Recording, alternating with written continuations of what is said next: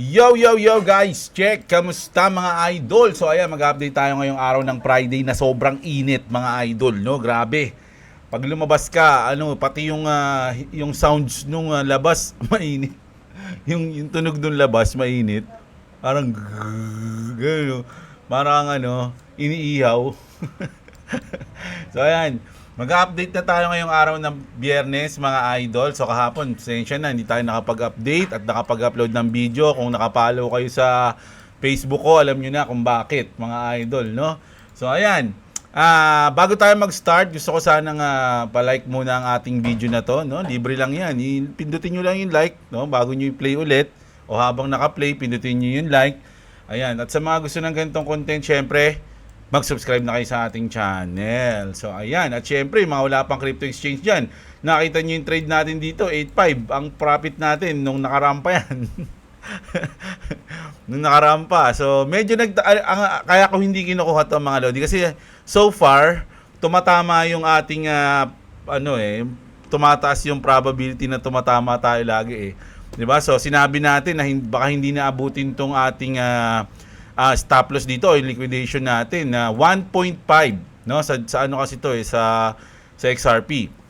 Ngayon, nung nakaraang araw, sabi ko, pwedeng mangyari pagtagos niyan diyan, no? Kung napanood niyo 'yon, pagtagos niyan diyan, tatagusin niyan, gaganyan yan dito. Ang magiging support, ang magiging resistance natin is tong guhit na to ng bull flag and then saka lilipad ulit. So, ganun yung parang prediction natin or pwedeng mangyari na sinabi natin. And then ayun nga yung nangyari ngayon. 'Di ba? So pagtagos niya, eto na yung naging support natin, mga idol, tinagos niya yung resistance, dating resistance, ngayon support na. So malaki rin yung chance na ganoon din yung mangyari at angat ulit siya. So yung trade natin, andyan lang may iwan, 'di ba? So pag eto yung trade natin, binalikan pa to nga o niliquidate pa tayo niyan, ibig sabihin, pag nag-trade tayo ulit ng long, sa tingin ko lang malaki na yung probability na ayun na yung magtagumpay sa atin mga idol. Kasi napakababa na nun, 1.5, no? Para sa akin kasi imposible nang bumalik ng 0.5 eh. Yung, hindi naman imposible, malayo na yung chance niya. No? May chance siguro pero maliit na lang na bumalik siya ng 0.5. No? So ayan, grabe. Sa mga wala pang crypto exchange dyan, gusto mag-trade, gusto mag-bodega, dyan yung link natin ng BitGet sa baba. Mga lodi, no? Check nyo yung mga nasa description. Makakatulong lahat yan. Nandyan yung ating sa crypto bilis kung gusto nyo bumili ng mga cold wallet. Nandyan, no? Andyan din yung natin, yung basta, marami dyan. Check nyo, makakatulong sa buhay nyo yan, mga lodi. No? Mag-update na tayo. Umpisa na natin to dito sa ating malupit na Ronin Network, no? So medyo malungkot ang update natin dito sa Ronin, marami nagrereklamo, no? Sabi dito ni Nestle Ron, sad reality, the Ron community is being drained from all sides. Sabi dito, devs from outside the ecosystem launch low effort tokens and NFTs, farm hype, mga lodi, no? Then dump their bag. So kung papansinin nyo, maraming na-issue ngayon sa Ronin na naglalabas ng token and then nagra-rug pull. 'Di ba? So, even so-called high-quality projects are milking the community. Games like TMA and Ragmon have been around for nearly a year, no? Halos medyo isang taon na pala yung Ragmon. Yet, still no TGE, empty promises and delayed timelines leave loyal supporters hanging, no? So, grabe, no? Parang marami nang nadi-disappoint. Tapos, syempre, ito yung mga dahilan dito na sinabi niya. Now with Ronin, with open Ronin, the floodgates are wide open. Expect a wave of new project, but not all here to build. Many are just here to milk the ecosystem. So, na kasi, permissionless na mag-build sa Ronin. So, tama yung sinabi niya dito na not all are here to build, no? Yung iba naman kasi hindi naman mga builder tulad natin. Marami sa Ronin community hindi naman marunong gumawa ng games na nandito lang para kumita, 'di ba? So ang nangyayari, yung mga marunong mag-build, gagawa sila, tas ang nangyayari parang nirarag pull nila yung mga yung mga gustong kumita. Parang ganun yung nangyayari kasi hindi naman sila marunong mag-build. So Ang nangyayari, ang in-expect nila, oh ito maganda to, mag-invest tayo dito, and then irarag pull nila. No? So, I'm not sure kung ganun yung talagang target nila mangyari, pero as of now, ganun yung nakikita natin. Maraming mga meme coins na lumalabas, tas nagra-rug pull. So, yung mga loyal community, 'di ba? So, tatandaan nyo mga idol, ang tagal kong kinontent yung Axie. Hanggang ngayon niya, kino-content pa rin natin. Hanggang ngayon, nagba-bounty board pa rin tayo. Marami ng content creator na sumuko sa Axie Infinity. Ilang beses na ako na trash talk, sa tigilan ko na daw yung mga ganyan-ganyan. Pero, ako, sasabihin ko, medyo loyal ako sa Axie ng matagal. Mga idol, kasi isa to sa mga nakatulong sa akin para maging isang content creator. Pero ngayon, nakakalungkot o sad reality nga na parang yung progress ng Ron medyo hindi ako sure, pero sa tingin ko hindi siya nakakatulong ngayon, no? Parang medyo yung permissionless na ginawa is parang imbis na maging positive sa community, parang nagiging reason tuloy para marag pull yung mga ibang tao o yung mga gustong maglaro, 'di ba? So ganun yung nangyayari. So nakakalungkot 'yan. The only solution, be wise about who you support and where you invest. Not everyone building on Ronin is building for Ronin, no? So tama 'yan mga idol, no? Baga nakakita yung mga builders ng ito, yung Ronin permissionless, pwede tayo gumawa dito, pero hindi talaga sila loyal sa Ronin. Kumbaga ginamit lang nila yung Ronin para makapag-build or para makapang-scam. Hindi natin alam mga lodi, mga users daw sila. Ginagamit lang nila yung Ronin. So sana makita yun ng mga developers ng Ronin, magkaroon ng changes at magbago na para sa mabuti o sa maganda yung gawin nila, no? GG everyone, it is what it is. Project and games is getting out of control on Ronin because it's an open network now. A lot of you are being swayed by influencers, creators, but it's crucial to stay sharp. Always do your own research or your first before jumping in and don't get swept up in the bus, sabi, no? So lagi yung pag-aralan. Sabi nga natin, lahat ng ini-invest nyo, pera nyo yan. So, kayo yung, kayo yung responsable pala dyan sa inyong kaperahan, mga idol. So, dapat pinag-aaralan nyo kung saan nyo siya nilalagay. No? So, ito parang warning. No? Pero hindi ibig sabihin na pangit na mag-invest sa Ronin. Ako, naglalaro pa rin ako ng Origin, naglalaro pa rin ako ng Classic, tinatapos ko pa rin yung mga bounty, meron pa namang profit, pero maliit nga lang. Ganun pa rin. Hanggat maaari, hindi ako nawawalan ng pag-asa sa Sky Mabis, sa Ronin Network, mga idol. No? So, ayun yung una nating news. Grabe, no? Medyo agad, no? Sad reality. Dito na muna tayo sa good news. Ayan, Bitcoin officially surpasses Google to become the 5th largest asset in the world by market cap. So, nausada na po ng Bitcoin ang Google's, ang gulu-gulu, no? Bitcoin flips gulu-gulu to become the 5th largest asset globally. So, ayan, number 5 na po yung Bitcoin, no? Number 6 na yung gulu-gulu. Number 1 pa rin ang gold, syempre, Apple, Microsoft, Nvidia, and Bitcoin. So, good news yan sa mga Bitcoin lovers natin dyan, mga idol. At eto naman, si SEC, yung ating bagong new SEC Chair Paul Atkins, is set to speak at the SEC Crypto Roundtable this Friday. So, baka mamayang madaling araw sa atin to, mga idol, Sabado. Pero, sana good news yung sabihin niya. Ito yung unang-una niyang parang public speech. Simula nung naupo siya. So ngayon, malalaman natin kung ano siguro yung mga plano niya sa buhay, kung ano yung mga gagawin niya bilang isang bagong SEC chairman. No? So good news yan. At alam naman natin na pro-crypto si Paul Atkins. No? So napakaganda niyan. At ito naman, matindi-tindi rin to, mga idol. Kasi si Trump, meron siyang sinasabi pag nag-i-speech siya, sinasabi niya, okay mag-alala, magkakaroon kami ng magandang pag-uusap ng China, pare. No? Okay mag-alala pagdating sa tariff. Ngayon, magulo yan. Pero pag nag-usap kami, magiging okay kami niya ni Xi Jinping. No? Bibigyan ko lang siya ng salmon at ng honey. Honey lang pala. Honey. Oh. Pero tinanggi.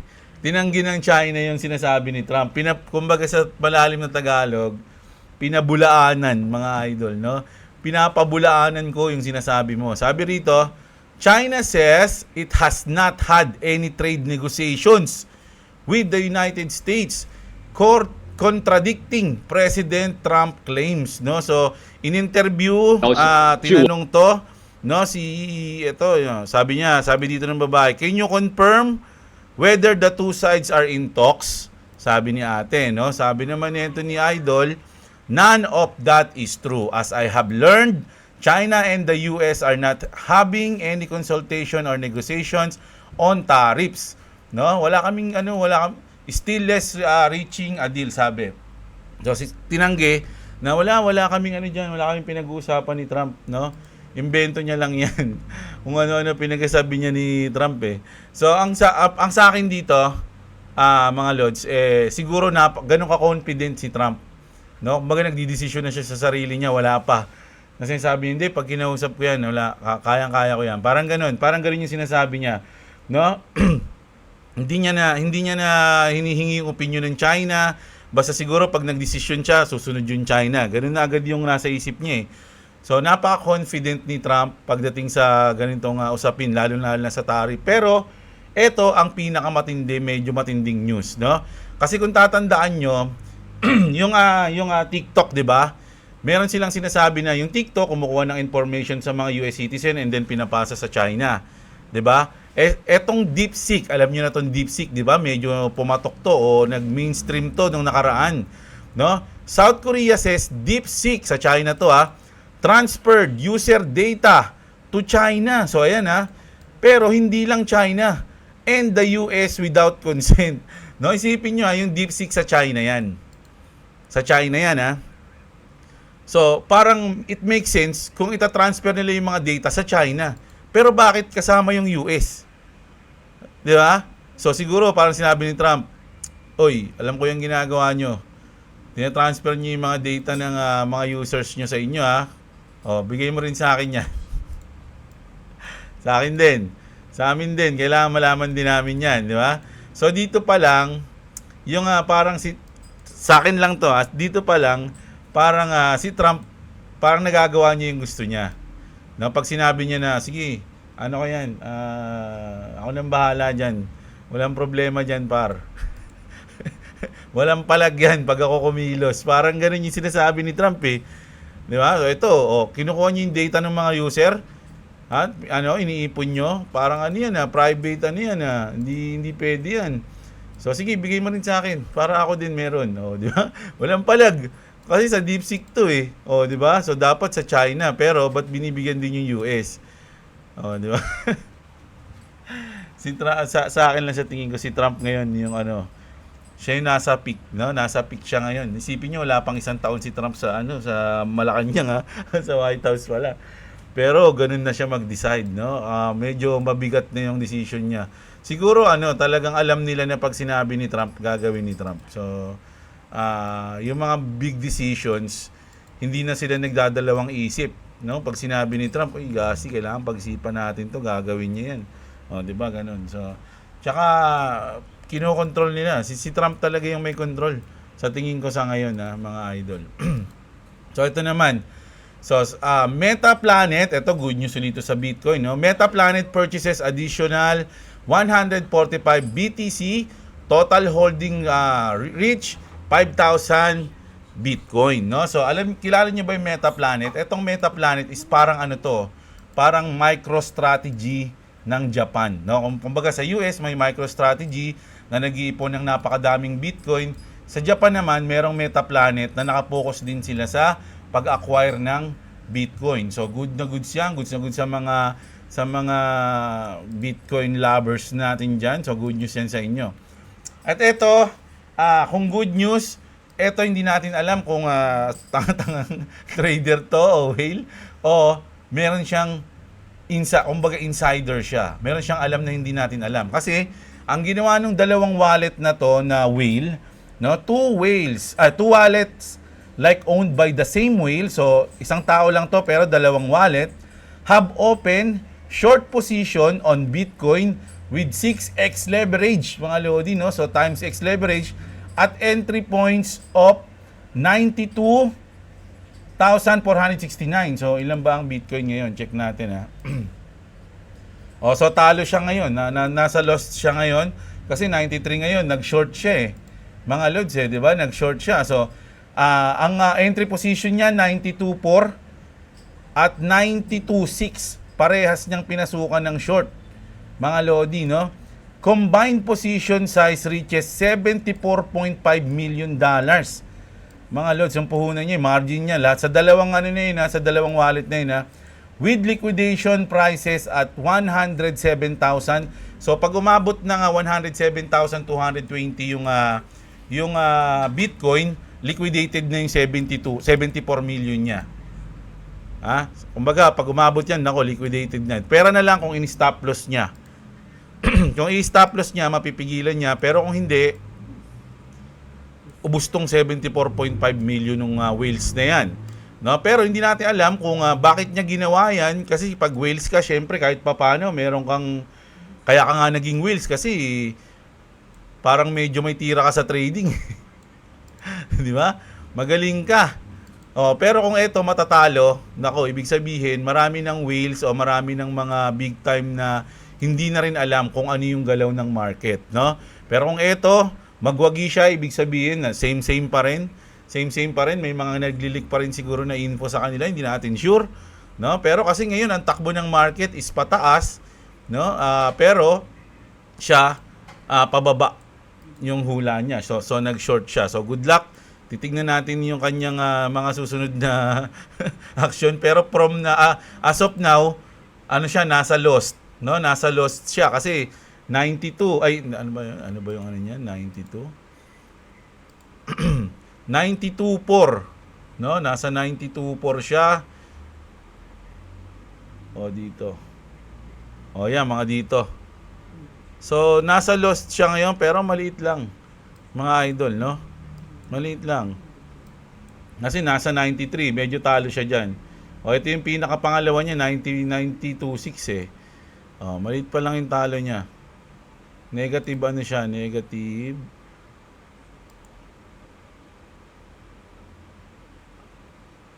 Negative 0.56%, mga ganun. Pero pag 92.4, halos negative 1% na siya ng 74 million niya.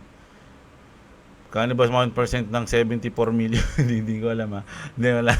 Nag-ano lang ako. Pero sa ngayon, medyo negative siya, mga idol, no? Ayan. So ngayon, punta na tayo dito kay Watcher Guru. 5 trillion asset manager Fidelity says Bitcoin supply on exchanges is dropping due to public company purchases, no? So, medyo umuunti na daw, mga idol, yung Bitcoin sa mga crypto exchanges. Kasi marami ng mga public company ang bumibili. So nagkakaubusan ng Bitcoin ngayon. 'di ba? So pag nagkakaubusan ng Bitcoin, ano mangyayari? Nagiging siya, in demand, no? So hindi natin alam. Pero good news 'to. Increasing demand, limited supply, do the math. Ayan, mga idol, no? Siyempre, goods na naman yan sa ating mga Bitcoin maxi lovers, no? So, ito naman, Coinbase expand partnership with PayPal to advance stablecoin payment. So, ito naging parang good news sa akin to kasi alam niyo naman yung yung nakaraang news natin tungkol sa Ripple at XRP and Coinbase. Tapos ngayon, nag-expand sila ng partnership sa PayPal to advance stablecoin payments. So, syempre, sa tingin ko, parang kasama to, no, sa plano nila. Siyempre, yung RLUSD. So, ganun sa akin, ganun ko to tignan. Kung hindi man ganun yung mangyayari, either way, good news yan para sa Coinbase. No? This is crazy. Ito, maganda rin tong news na to. Pero hindi pa rin bawi. Kahit na maganda, hindi pa rin bawi. This is crazy. Many people shorted Trump because millions worth of Trump token is started unlocking on April 18 ko. So kung natatandaan nyo ng April 18, nagkaroon ng na-unlock, no, yung maraming token. So ang tendency niyan, magkakaroon ng maraming Trump coins. So ibig sabihin, dadami yung supply, 'di ba? So mababawasan yung demand sa kanya. So maraming nag-short sa Trump na coins, maraming nag-short. Sabi nila, "Oh, short tayo dito. Baka bumagsak pa 'to." Today, Trump announced a dinner with 250 top Trump token holders which has started a massive short squeeze. So pumalo yung Trump. Mga idol, yung nagsalita si Trump, no? Ito, President Trump announced an exclusive dinner for the top 220 Trump holders at Trump National Golf Club, triggering a 75% price pump, no? So, pinangakuan ni Trump na magdi-dinner sila ng top 220 Trump holders. Coincidentally, the announcement came just days after the first major Trump token unlock on April 18, 2025. Not that a president would ever need exit liquidity, even though 80% of token are held by the team, make market manipulation great again. So parang minanipulate daw ulit yung Trump coin. By the way, to get a table, you need just 32,500 Trump, no? Kailangan mo ng ganyan para makasama ka sa seat o maimbitahan ka ni Trump kumain ng dinner. Currently worth around $400,000. Probably less by the time dessert hits. You can just hold until the next unlock pump. So, nagpump po yung Trump kung titignan natin. Although, maliit lang naman yung pinump niya, mga idol. Nasa 70-80%. Pero kung titignan niyo yung binaba niya ng mga nakaraan, ayan, tignan niyo yung pump ng Trump, gravity. From 9.2 to $16. Pero, kung titignan niyo, kung isusum out niyo yan, mga idol, is napakababa pa rin yan, no? Ayan, no? Grabe yung binagsak niyan. Oh. Kita nyo? Di ba? From $90 to $11. Di ba? So, ganun pa rin, mababa pa rin. So, marami pa rin natalo dyan. Hindi ko alam kung bakit marami pa rin. Siyempre si Trump di ba? Pero ano pa rin niya. Ako hindi na ako susugal dito, mga lods Doon na ako sa sigurado. Ayoko na maglaro. Kumbaga, sa ngayon, I'm not playing games. Panis. I'm not playing games with my heart. Ayan $11 siya ngayon, pero umabot siya ng $16 pagka-announce. Asa na yun? This is crazy, di ba? Ayan. Ito naman.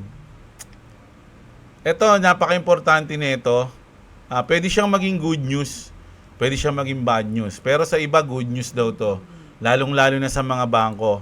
So, yung Fed announces the withdrawal of guidance for banks related to their crypto assets and dollar token activities and related changes to its expectation for these activities. No? So, the Federal Reserve just announced it's pulling back its special rule for banks dealing with crypto and dollar based on tokens. No? So, binawi nila yung mga rules nila pagdating sa mga bangko, no, at sa crypto, no, like stablecoin, no, base token and like stablecoin. Now, banks, ito yung parang good news na hindi ko alam kung good news Sabi dito kasi, now banks don't have to get advance approval to notify the Fed before getting involved with crypto activities. 'Di ba? So hindi na nila kailangan ng approval ng Fed. Pwede na silang sumabak agad. Instead, the Fed will just supervise, no? Isusupervise na lang ng Fed these activities as part of its usual oversight, aiming to keep up with changing risk and encourage innovation in the banking system. This move also lines up with similar steps taken by other banking regulators, meaning the specific extra warning and requirements for crypto are now gone. No? So wala na 'yon. Kumbaga, bahala kayo, isusupervise na lang namin kayo. But banks still have to follow general safety and soundness rules. So, good news ba to? Bullish ba to?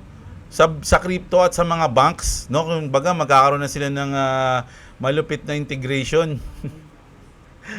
May nagtanong dito, Is this bullish for crypto? Sabi niya. So basahin natin yung sagot, no?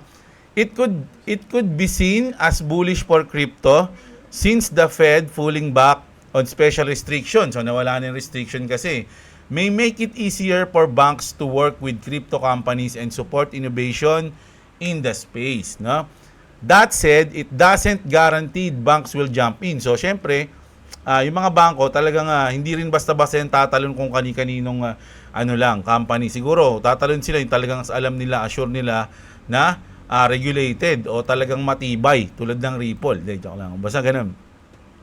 Some might still be cautious, but overall, it's a positive signal for integrating crypto with the traditional financial system. So ayan para sa kanila may mga nagsasabi na good news daw to, no? Meron din nagsasabi na mukhang may ano pa rin, may mga pa rin, doubts pa rin. Pero sa tingin ko lamang yung porsyento na goods to for banks, no?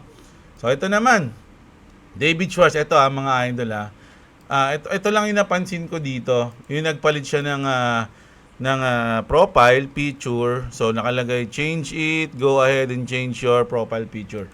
Pero alam niyo naman si David Schwartz, meron siyang mga dapat mong i-decode sa mga sinasabi niya. So sabi niya dito, Ripple, pinalitan niya rin to, no? Yung niya, yung nakalagay dito sa background, niya, timeline something.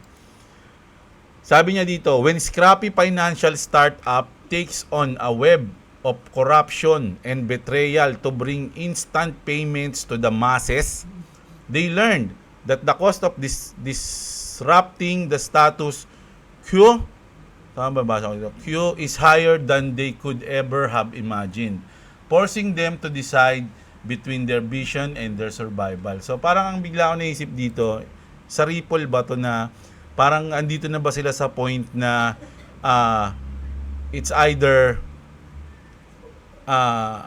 yung vision nila is gagawin talaga nila, yung plano nila simula umpisa, o babaguhin nila yon para lang mag-survive. Parang ganun yung naisip ko dito, mga idol. Andun na ba sila sa part na survival nila yung gagawin nila, hindi na itutuloy yung vision nila sa buong yung pinaka-plano nila, o ito pa rin yung itutuloy nila pero 50-50 kung mag-survive sila o hindi. So parang parang ganun yung naisip ko, mga idol. Yeah. Ito ay sa akin kayo, anong nyo rito? Anong thoughts nyo? No? May basa pa ako dito. Mamaya na to sa CME, makikita rin natin yan sa ibang news. Mamaya yan. So ito naman, mga Lodi, no? Isang malupit na sinabi ni David Schwartz na gumawa ng Bitcoin. Hindi. Sinasabi lang nila yon, no?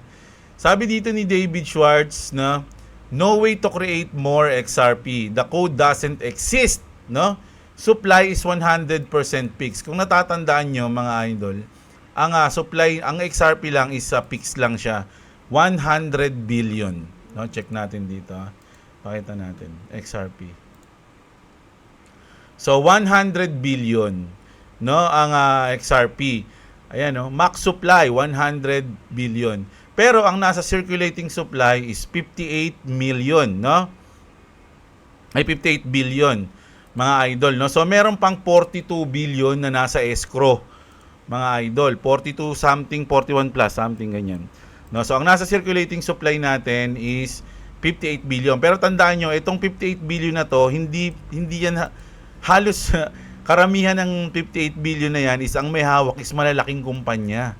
Mga Lodi, mga bangko, mga something ganyan. No, ganun yung tayo mga kudlit-kudlit lang tayo dyan. Wala pa tayong halikabok lang yung hawak natin sa XRP.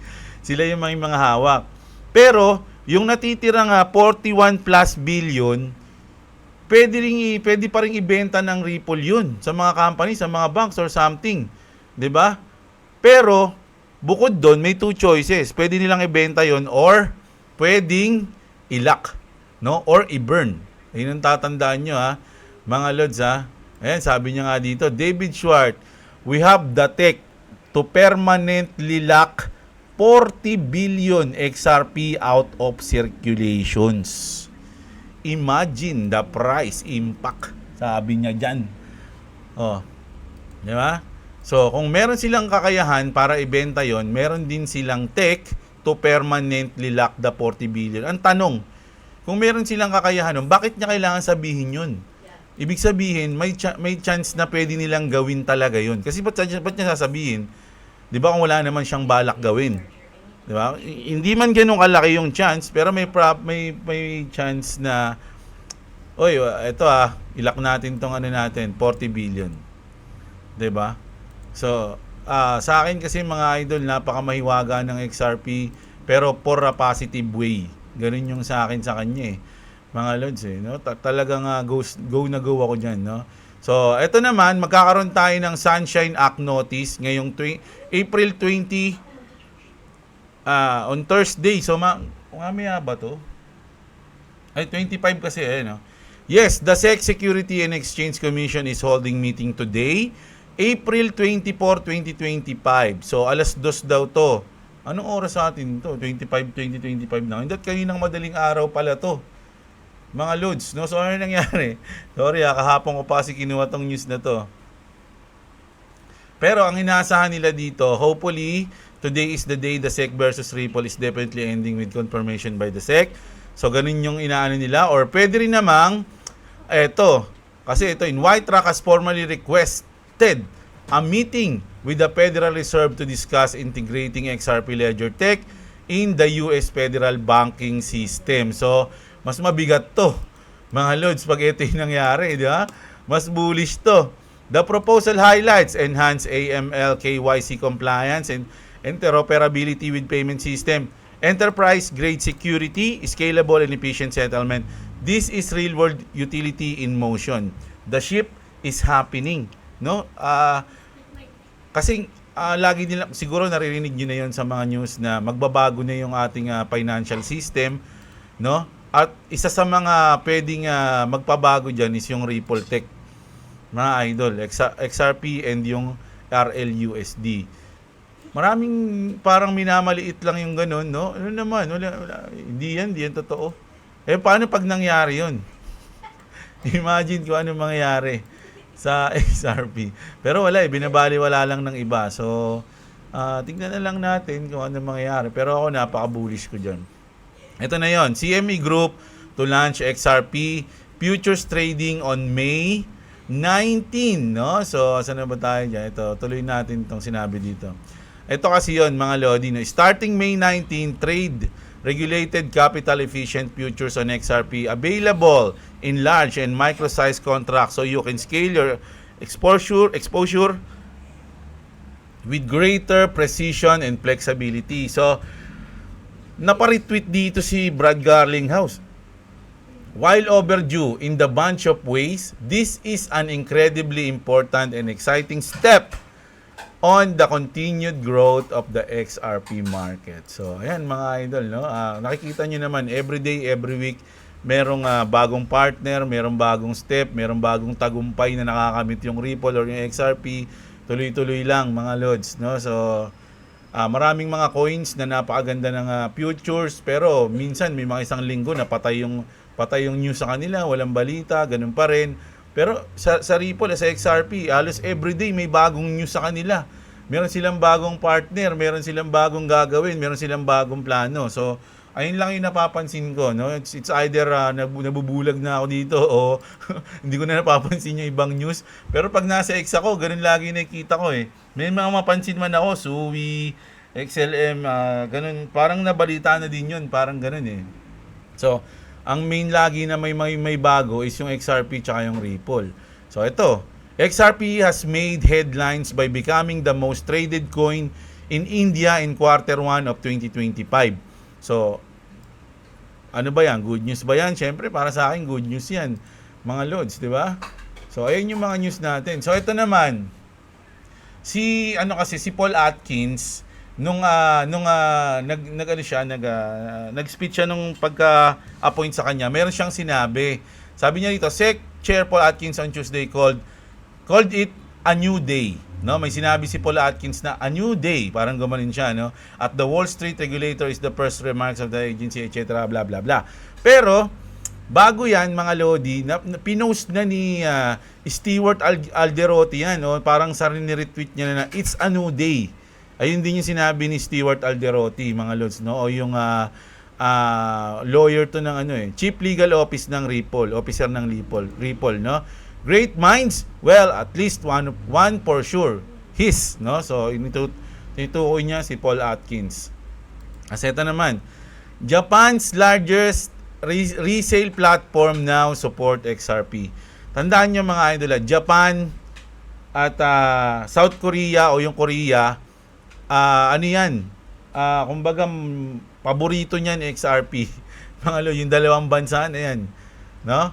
So, ngayong taon, ngayong bull market natin na ilang months na lang na makikita na natin sa tingin ko hindi papahuli yung dalawang bansa na yan, mga idol.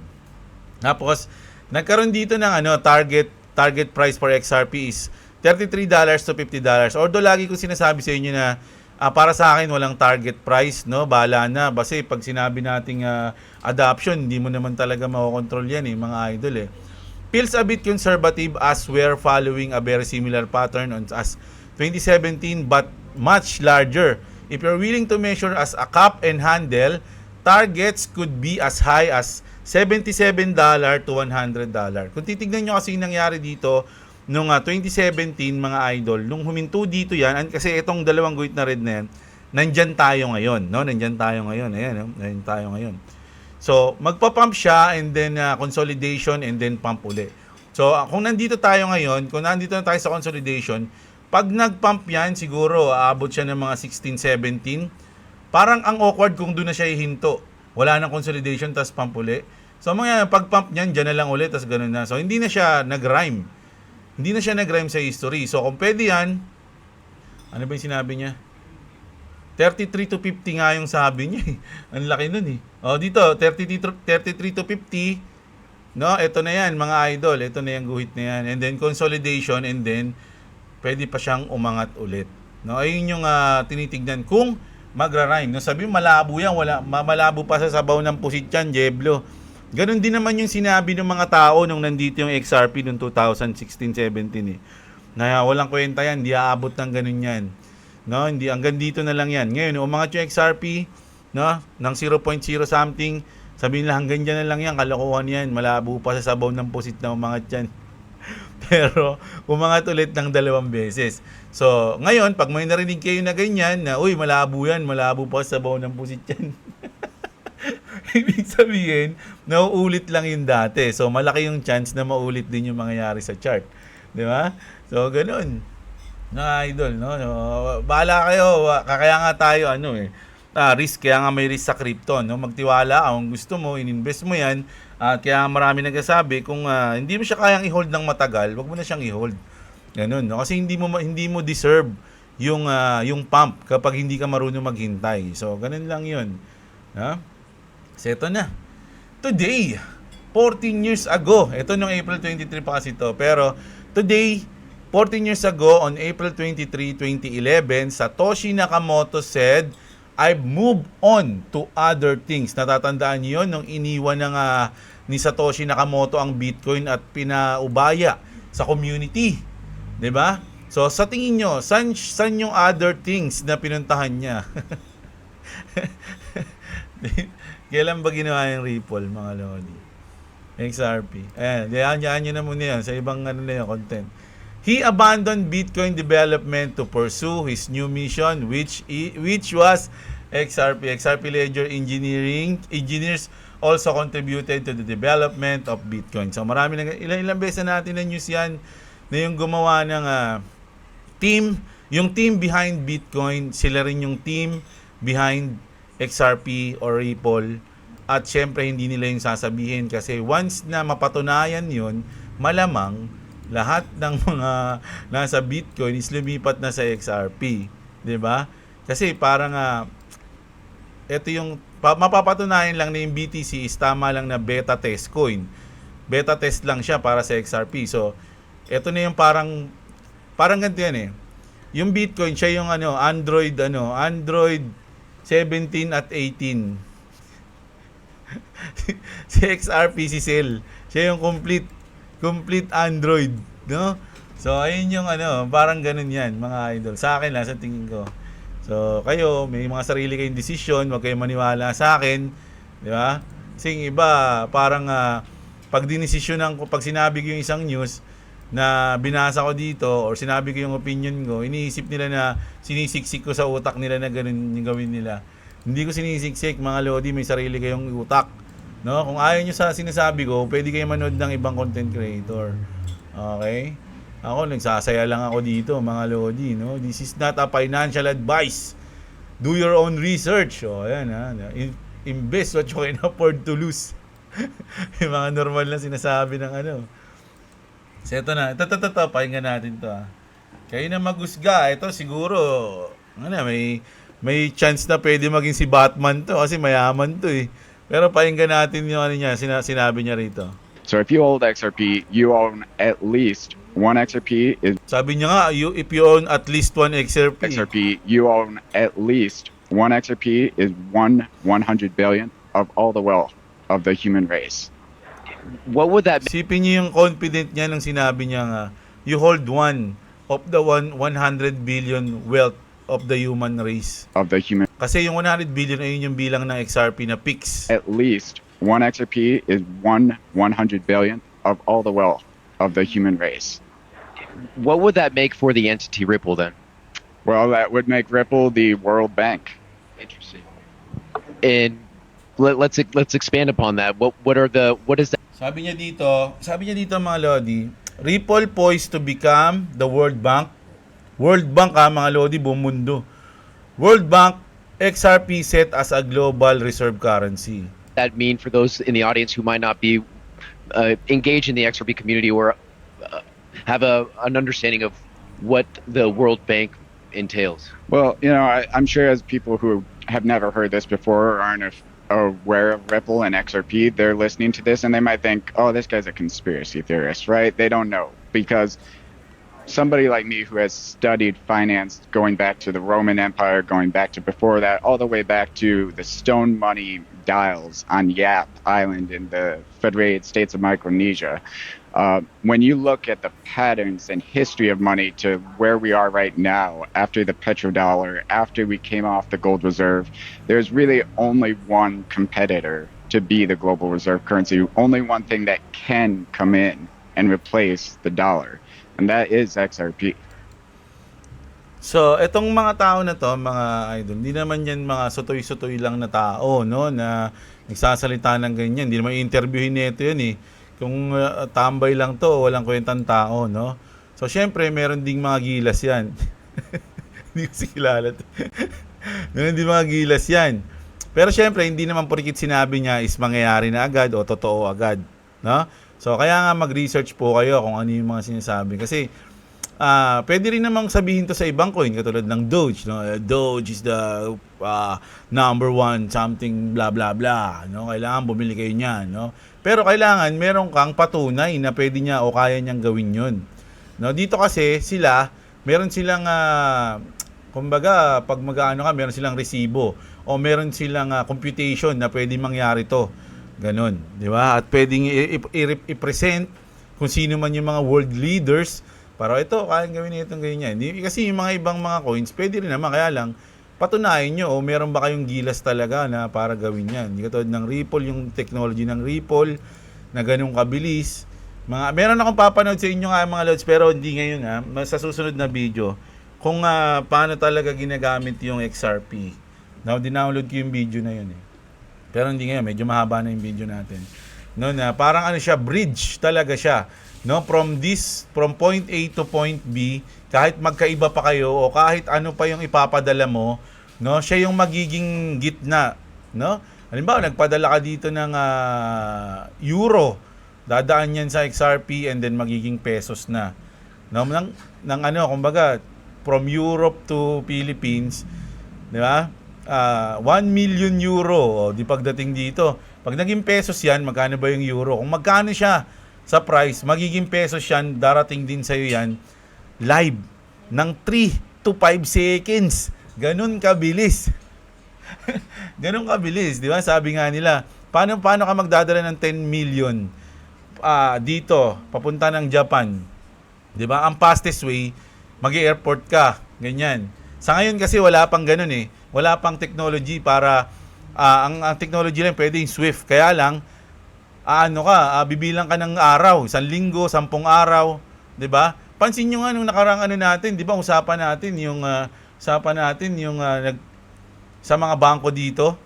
Mag-ano ka lang ng 300,000, ilalak na yung ilalak na yung account mo kasi iimbestigahan ka saan galing yan. So abot ka pa ng ilang linggo para ma-process o patunayan yun, nasa iyo yung pera na yun. 'Di ba? Hindi katulad nung kapag nangyari na yung sa Ripple o yung sa XRP technology, 3 to 5 seconds nasa iyo na, ganun kabilis. Wala nang et cetera o kung ano-ano man, mga lodi. Kaya ayun yung gusto mangyari ng mga banks na ganun. Ganun lang siya, transaction, basic lang, parang kiniklik, isang click lang. Ganun katindi, kaya ganun kalakas yung loob nila na magsalita na the number one is XRP, man. O, ganun yun, mga lods, no? So, ito, sahin natin to, the last video on news natin. The Internet of Value is here, sabi dito, no?